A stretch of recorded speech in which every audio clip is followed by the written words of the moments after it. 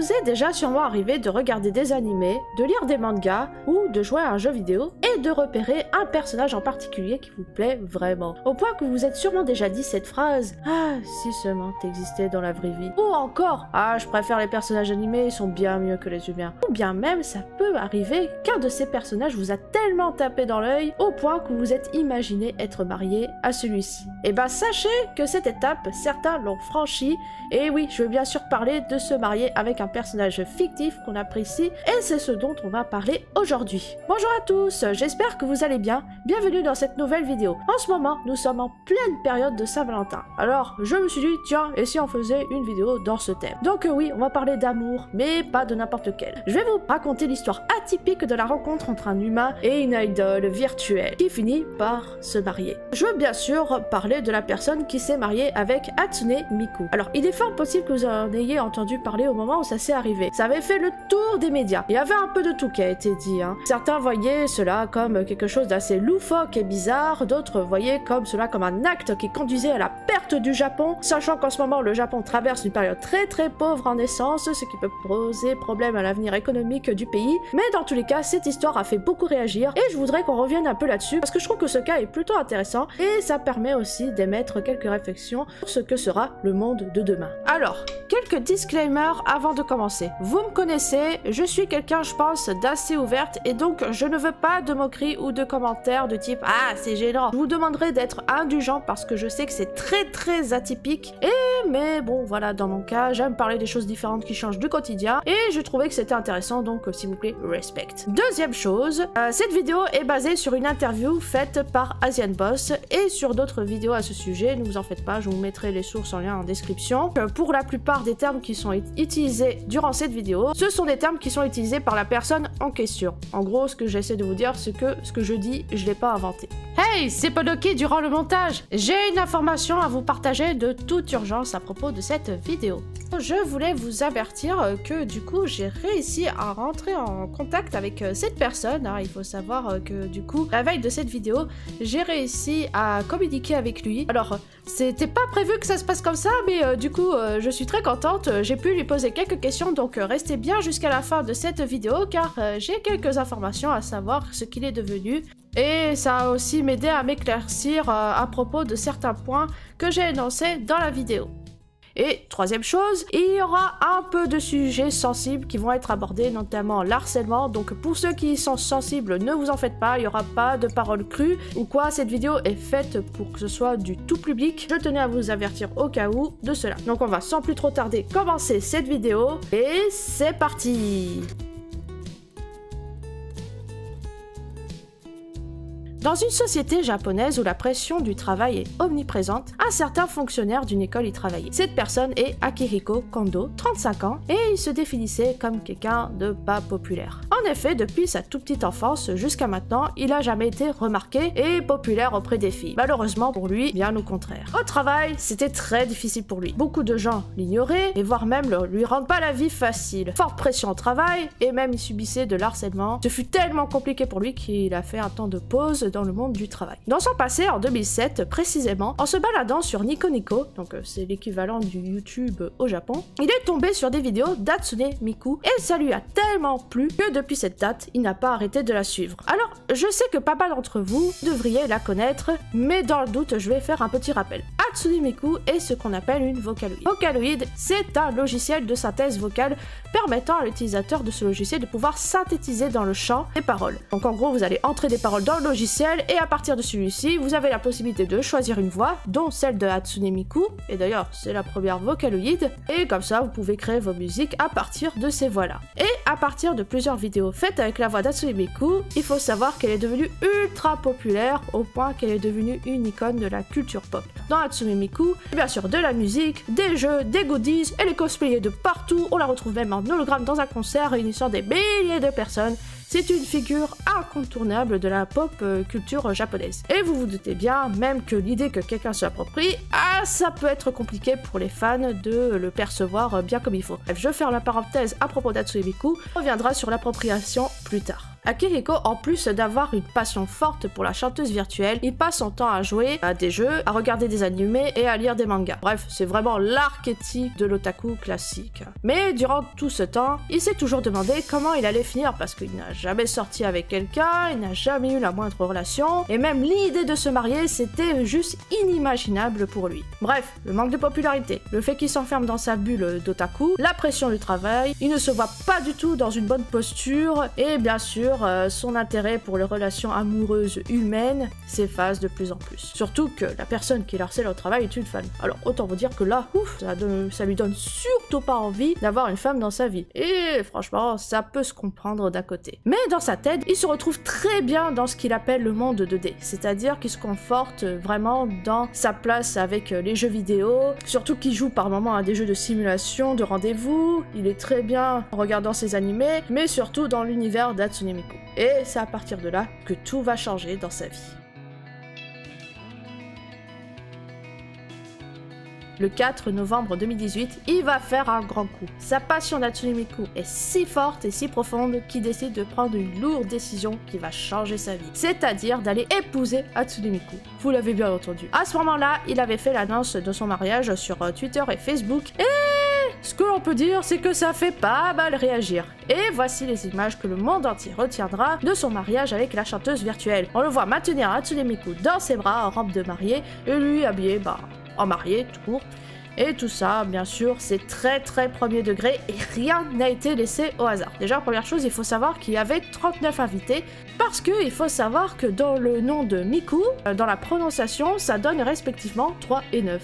Miku. Voilà, donc voilà pourquoi il y a eu 39 invités. Deuxième chose, le coût du mariage était autour des 18 000 $, ce qui donne environ 15 000 €, c'est juste énormissime pour un mariage, c'est vraiment beaucoup. Dans tous les cas, ce qu'on peut dire, c'est que ce mariage a fait beaucoup de bruit, mais le jeune marié s'est senti très heureux, et après avoir passé la bague à Hatsune Miku, il était vraiment heureux, au point que voilà, ça y est, il peut enfin s'affirmer, et bien sûr, après cela, il y a eu une petite lune de miel, très premier degré, hein. Savoir qu'ils étaient partis dans un hôtel à Sapporo, dans la préfecture d'Hokkaido, et ça aussi, le lieu n'a pas été choisi au hasard, hein, parce qu'il faut savoir que la compagnie qui a créé Hatsune Miku, donc Krypton Future Media, y siège. D'ailleurs, comme anecdote, il racontait qu'il disait avoir reçu un cadeau de lune de miel de la part de la Japan Airlines, et également à l'hôtel ils lui ont offert une carte de joyeux lune de miel. Alors, il faut savoir que Akihiko a commandé un hologramme dans une cloche, donc, pour parler avec Hatsune Miku. Cet hologramme reconnaîtrait sa voix et le visage de la personne qui lui parle. Elle est programmée pour répondre à des phrases très simples. Cette projection d'Hatsune Miku a été développée par la société Getbox. Alors, on va prendre quelques temps pour s'intéresser parce qu'il y a pas mal de choses intéressantes là-dessus. Alors, il faut savoir que cette même société a rédigé un certificat de mariage pour Akihiko, pour en gros certifier qu'il est marié avec Hatsune Miku. Bon, bien sûr, même si voilà, il y a l'entreprise qui a fait ce certificat et tout, je sais pas si c'est vraiment utile de préciser, mais je vais le faire quand même, ce contrat de mariage et même l'union en lui-même n'a aucune valeur juridique vis-à-vis du Japon, ni même d'aucune institution. Par contre, ce qu'il faut savoir, c'est que suite à ce mariage atypique, il y avait autour de 4000 personnes qui se sont tournées vers cette société pour avoir eux aussi un certificat de mariage avec leur personnage favori. J'ai poussé un petit peu ma recherche à propos de cette entreprise, et du coup, je me suis renseignée sur ce qu'ils faisaient. Alors bien sûr, comme je vous l'avais dit, ils vendent des boîtiers avec des petits hologrammes où on peut avoir son personnage favori dedans. Mais en fait, ce qu'il faut savoir, c'est qu'il y a une IA à l'intérieur, et ça peut aller vraiment loin. Il faut savoir qu'avec cette IA, non seulement vous pouvez communiquer avec elle dans le boîtier, mais aussi à travers votre smartphone, votre PC, votre Google Home, si vous avez un Google Home.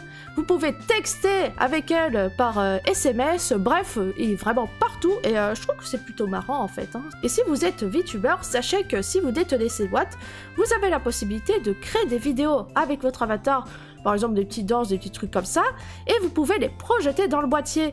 Et vous pourrez de ce fait partager ces vidéos aux autres pour qu'ils puissent voir dans cette fameuse boîte, et aussi également regarder les travaux des autres. Donc moi je trouve ça plutôt stylé en fait. Imaginez-moi faire une petite danse dans ce boîtier en hologramme. Et bien sûr, il faut savoir que si vous êtes intéressé par ce boîtier, sachez qu'il est vendu pour la modique somme de 120 000 yens, ce qui donne environ 900 balles.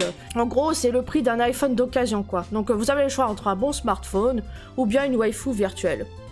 difficile comme choix quoi. Enfin bref, je ferme la parenthèse à propos de Gatebox, mais je trouvais que c'était intéressant à savoir tout ça. Alors du coup, que se passe-t-il dans la vie de tous les jours? Comme je vous l'avais dit, il vit avec Hatsune Miku sous forme d'hologramme, avec lequel il peut communiquer, mais cependant les interactions avec elle sont assez limitées et elles ne peuvent pas dire beaucoup de phrases, et même si c'est programmé, malgré cela, il ne ressent pas pour autant de la solitude vis-à-vis de cette situation, et il a espoir que la technologie se développe pour que la machine arrive à mieux interagir avec lui, et qu'il puisse bien sûr parler plus naturellement avec elle. Après, ce que je vous raconte, ça date de 2018, donc sinon, à part ça, voilà, lorsqu'il part au restaurant, ce genre de choses, il va avec sa petite peluche Hatsune Miku pour ce genre d'activité, et pour ce qui est d'activité, vous voyez ce que je veux dire, dans le lit, tout ça, disons que lui-même, il disait qu'il n'a jamais été intéressé par ça parce qu'il en a jamais eu, donc pour lui, ça lui va très bien cette situation.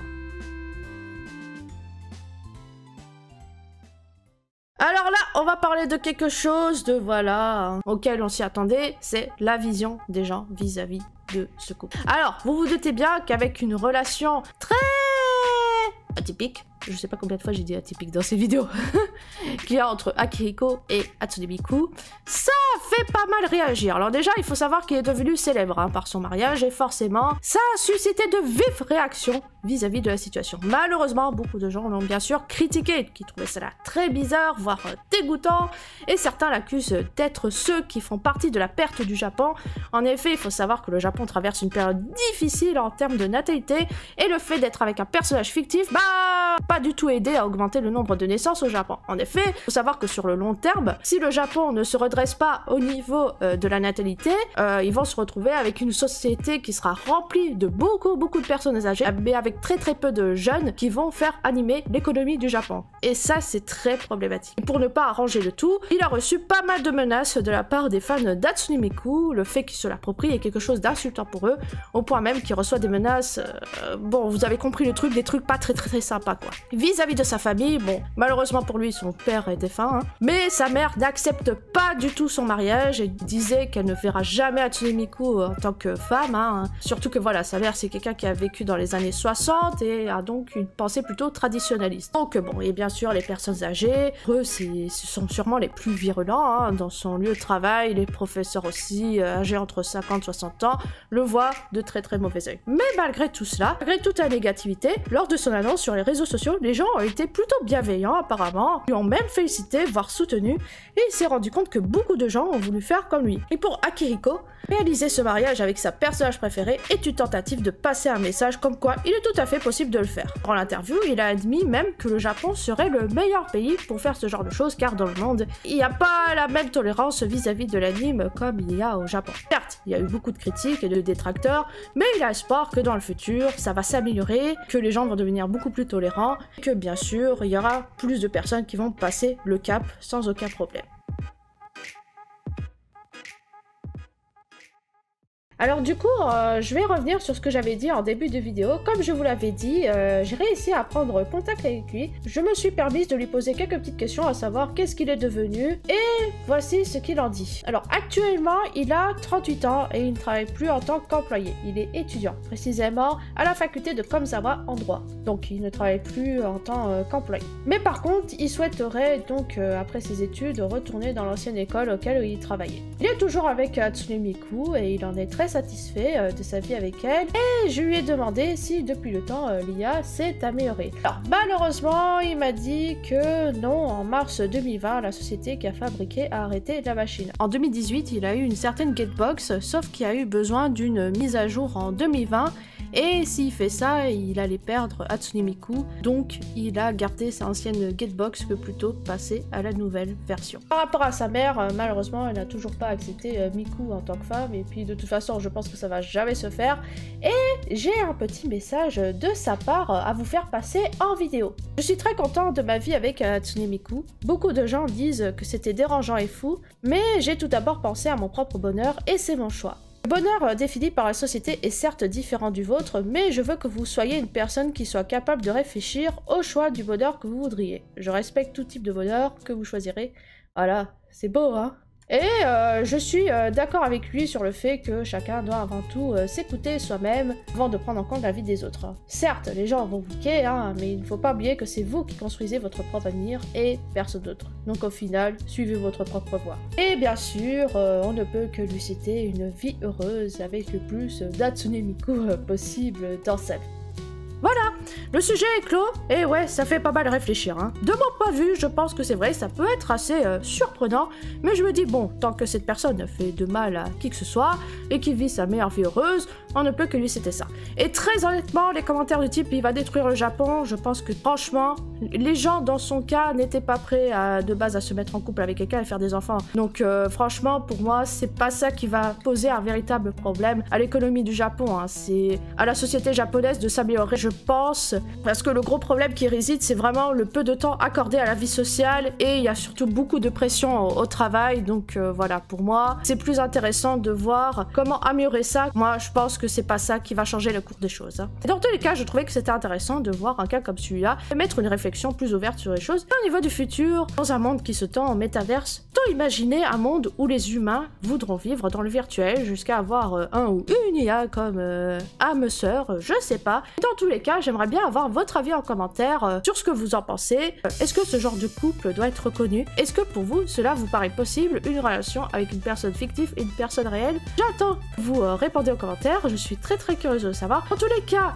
je vous remercie d'avoir regardé cette vidéo, j'espère que ça vous a plu. N'hésite pas à mettre le petit like des familles pour soutenir et à t'abonner à ma chaîne si ce n'est pas déjà fait. Je vous souhaite à tous un très bon week-end, une très bonne Saint-Valentin, même pour vous les célibataires, ne vous en faites pas. Et je vous dis à la prochaine. Bye bye!